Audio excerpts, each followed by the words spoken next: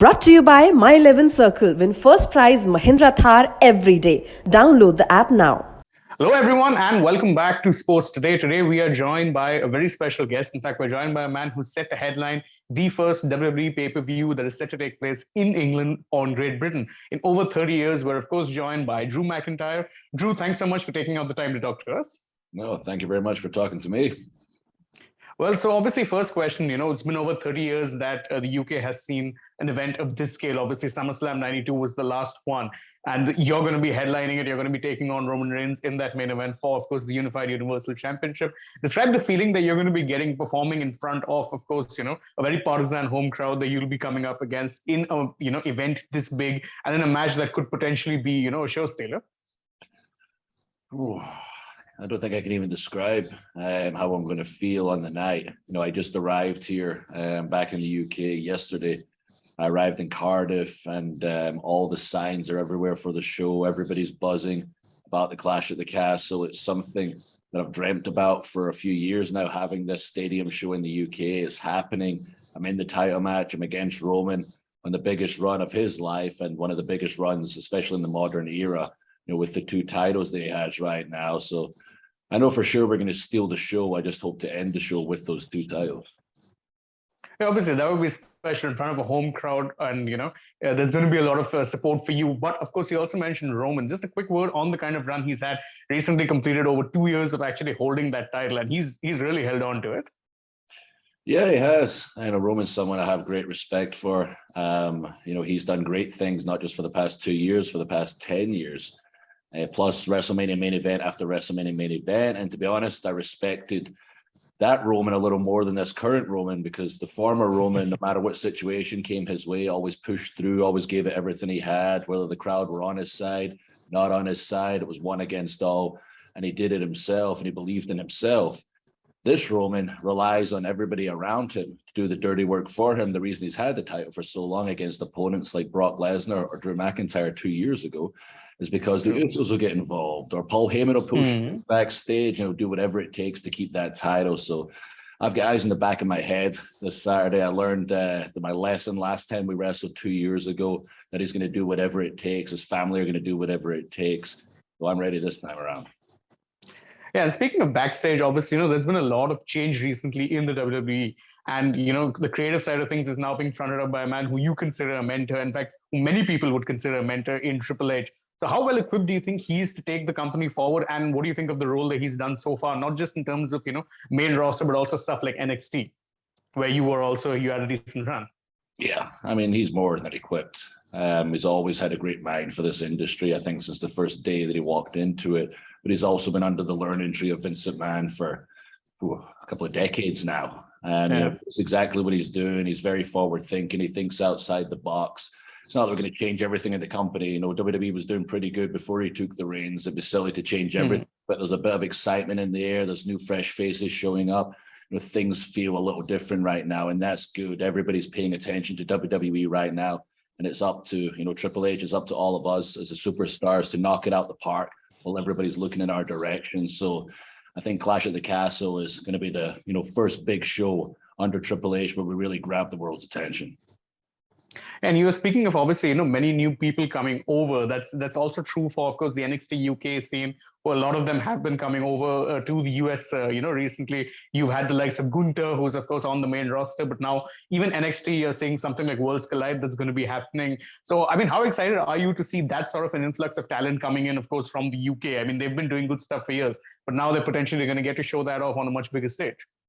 Yeah, it's very exciting. I remember, a time where there was so few of us from the UK as part of WWE. I was the only Scotsman, and now mostly the Scottish people are girls, I think, these days within WWE, which is wild and awesome.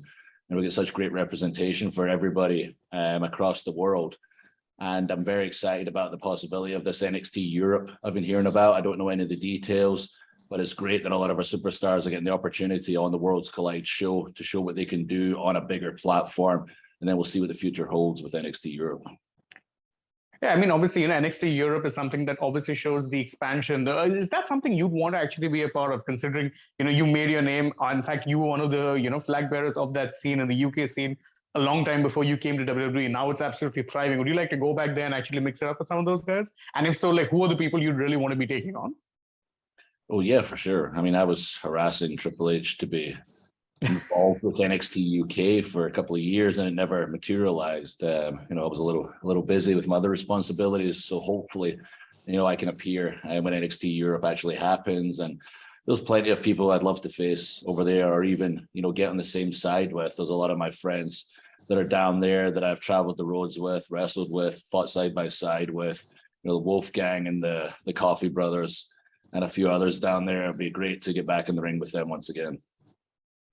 Absolutely. And speaking of people who you've, of course, worked with, there's another match which I think a lot of wrestling fans are really looking forward to as a show stealer. Beside your one with Roman is, of course, the one between, a former friend of yours, you can say Sheamus and, Gunther. Because I think a lot of people are looking forward to how hard-hitting that match is going to be. How crazy is it that you can see a match like that actually happening now in WWE when, as you say, when you first broke into the scene about 10, 11 years back, you were one of the few from this particular scene. Now it's something like a dream match which people are getting to see on the biggest stage.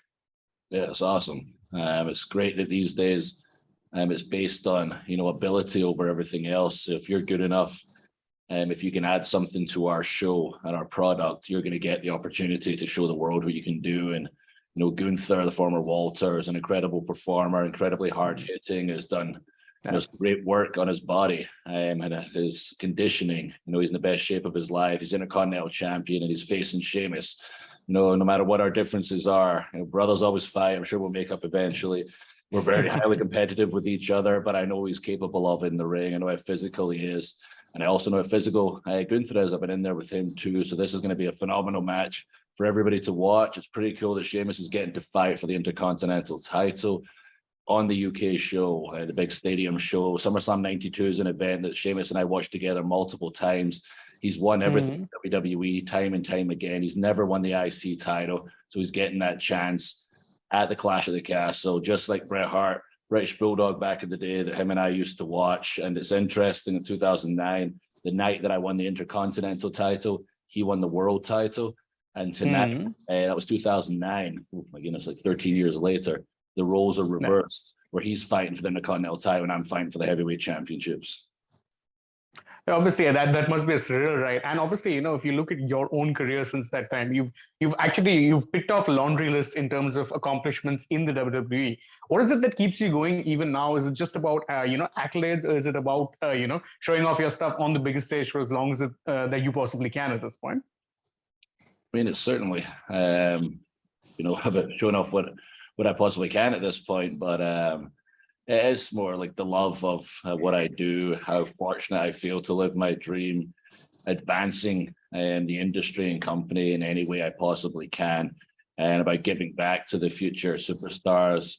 Even though I'm technically, one of the younger old guys, I've been around for a long time, and I want to make sure, the next generation is prepared to take our industry into the future. So I see that as my responsibility now. Right. Thank you, Drew, so much for joining us, and good luck, of course, at Clash of the Castle. I'm sure you and Roman are going to have an absolute barn burner, and I, for one, can't be waiting to actually get up and, see that when it happens. So good luck with that, and thank you so much for talking to us today.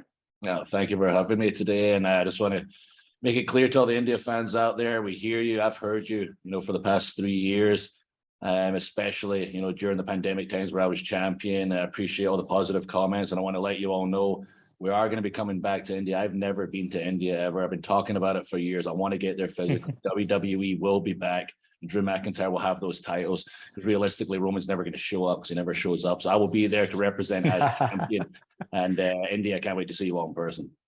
Yeah, I'm sure all of our Indian fans would be waiting to see you whenever it is the WWE makes its return here as well. So thank you so much, and hope to see you here soon in person. Thank you, buddy. एक तो पाकिस्तान से लेना है बदला, दूसरा Asia cup जरिया है world cup जीतने का भी। हम रहेंगे दुबई में, आपकी आंख और कान बनकर सारा एक्शन दुबई से होगा लाइव। फटाफट से YouTube पर जाकर स्पोर्ट्स तक को सब्सक्राइब कर लीजिए।